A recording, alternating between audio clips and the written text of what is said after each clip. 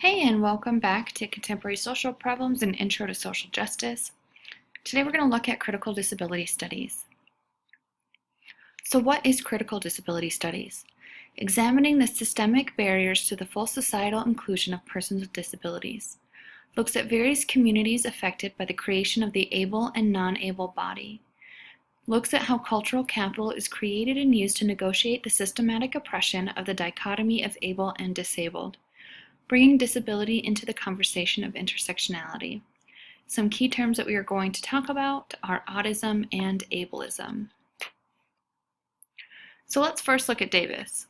Obviously, we're not going to break up into groups because we are online, but I want you to take a minute and think about these quotes for yourself. How does Davis talk about our society and how we see the disabled body person? Historically, who has been the group talking, writing, theorizing about the disabled?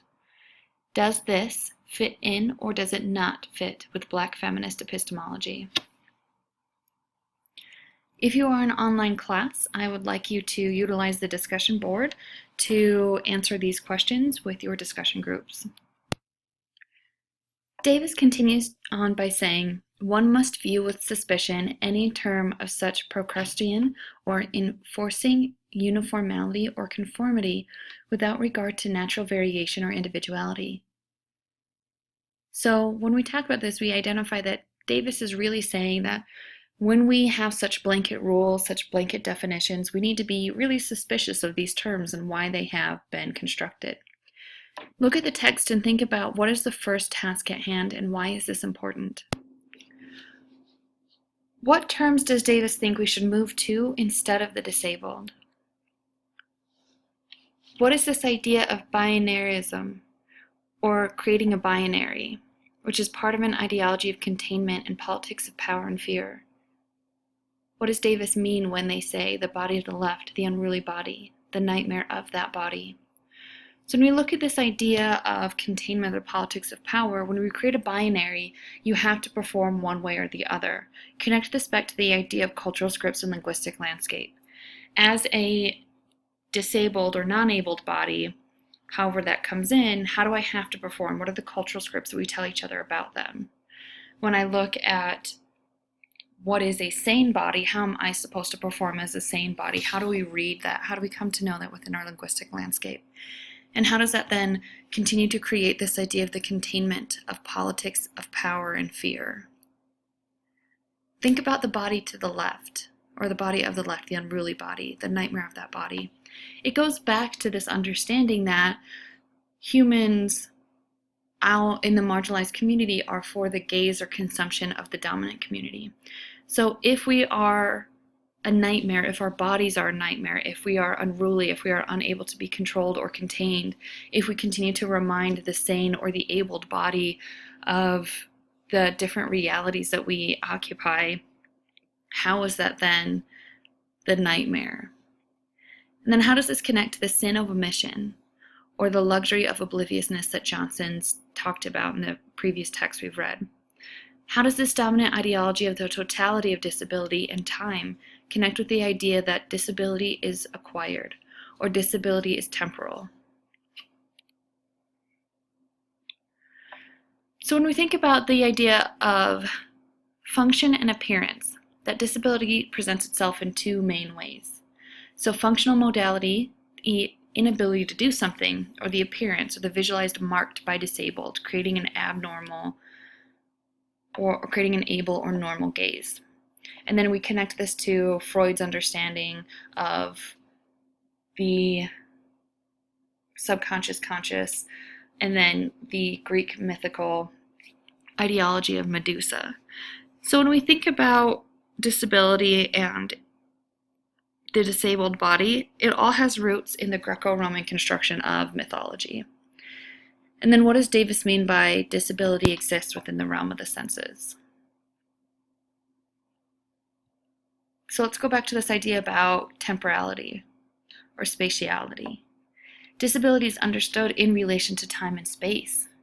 So we already talked about, or I'm going to have you discuss with your group, the idea of temporality, that we can move in and out of disability within our lifetimes. We break our leg, we develop Alzheimer's, we have a traumatic brain injury, something happens that we could move in and out of spaces of disability. So therefore, everyone occupies a space of disability at some point in their lifetime. Now let's think about contextuality geographically or spatially. If I am someone of short stature, but if my world is built around me for me, then it's not a disability.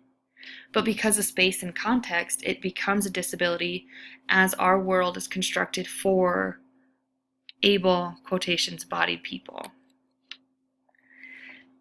So the dangers of a dichotomy.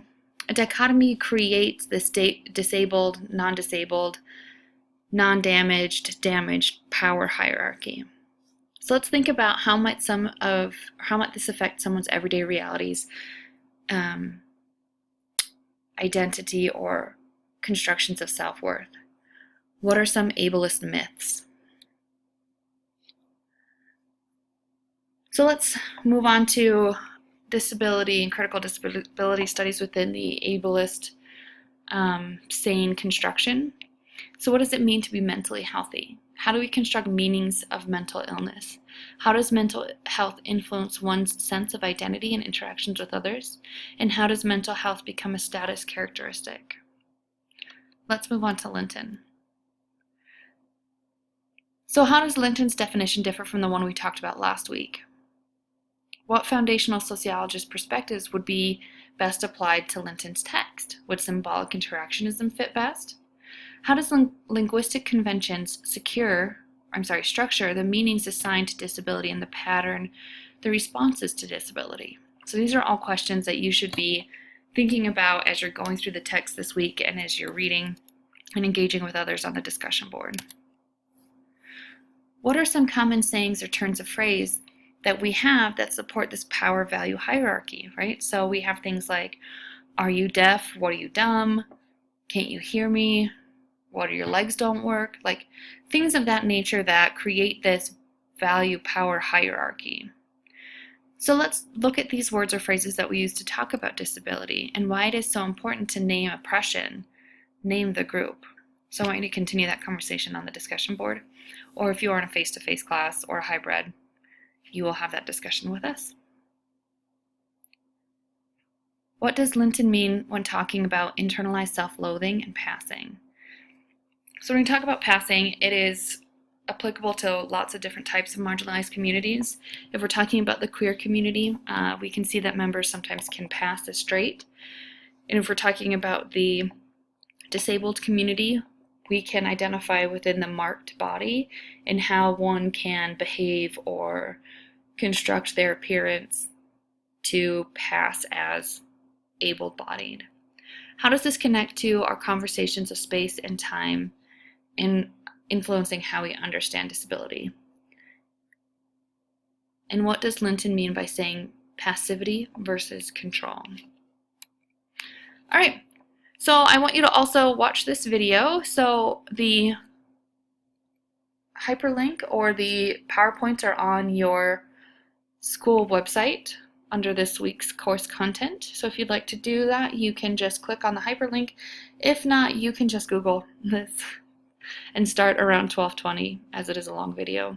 I want you to take notes. I don't want you to summarize. I want you to connect to the text and the conversations you've been having in regards to disability studies.